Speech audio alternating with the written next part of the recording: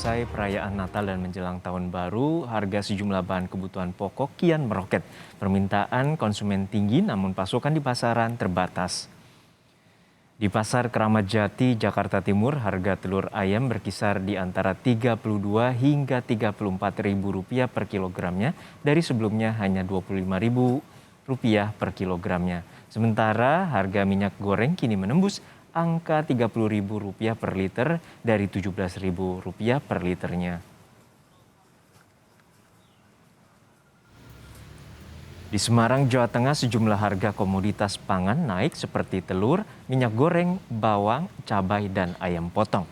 Yang paling signifikan adalah harga telur naik dari Rp20.000 menjadi Rp32.000 hingga Rp33.000 per kilogram. Harga cabai juga naik dari Rp35.000 menjadi Rp80.000 per kilogram.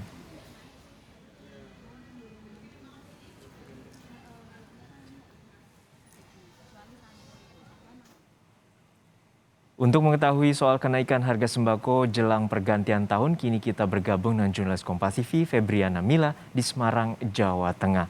Mila, jelang pergantian tahun apa saja harga kebutuhan pokok yang naik dan apa penyebabnya?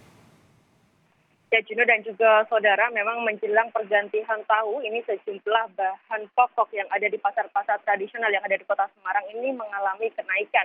Dan dari sejumlah bahan pokok yang mengalami kenaikan ini ada telur dan juga cabai setan yang mengalami kenaikan cukup signifikan, yaitu untuk telur sendiri dari harga kisaran normal Rp18.000 hingga Rp20.000 per kilogramnya ini naik menjadi Rp32.000 hingga Rp33.000 per kilogramnya. Sedangkan untuk cabai setan sendiri dari harga Rp35.000 hingga Rp40.000 per kilogramnya ini naik menjadi Rp80.000 per kilogramnya. Selain dua bahan pokok ini yang naik secara signifikan, ada sejumlah bahan pokok lainnya yang mengalami kenaikan setelah adanya momen Natal dan juga ini menjelang tahun baru, yaitu untuk beras sendiri meskipun tidak terlalu naik harganya, namun untuk kisarannya sekarang tergantung dari jenis berasnya ini naik sekitar Rp5.000 hingga Rp7.500 per kilogramnya, tergantung jenis beras yang dibeli. Kemudian untuk daging ayam sendiri dari harga kisaran 32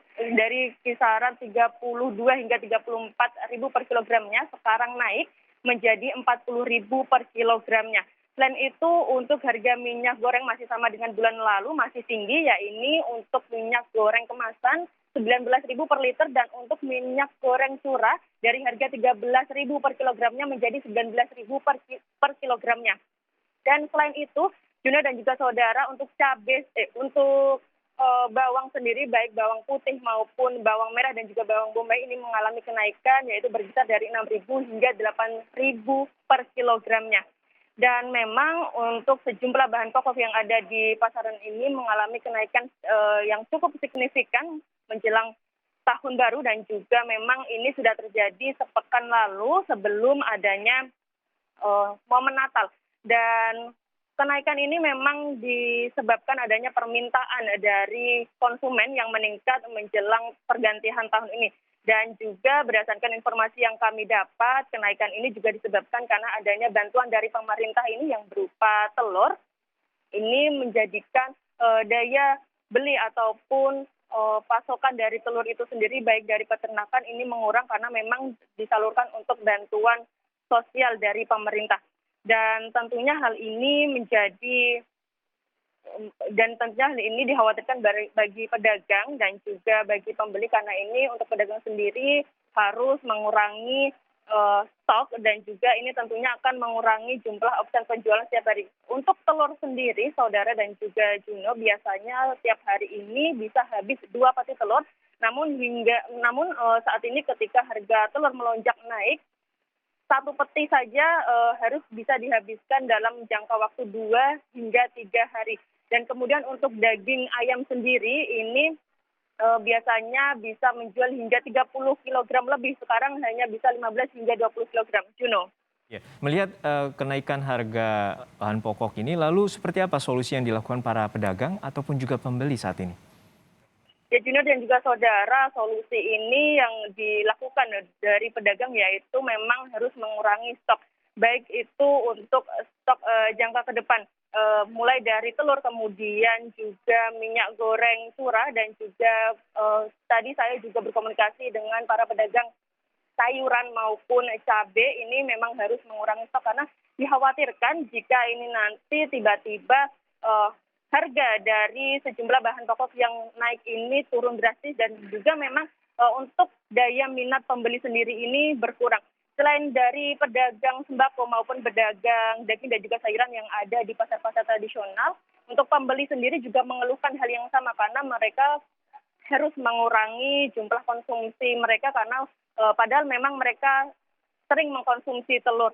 Dan untuk pedagang makanan sendiri terpaksa harus mengurangi porsi dari makanan. Dan berikut pernyataan yang disampaikan oleh pedagang sembako maupun juga pedagang makanan.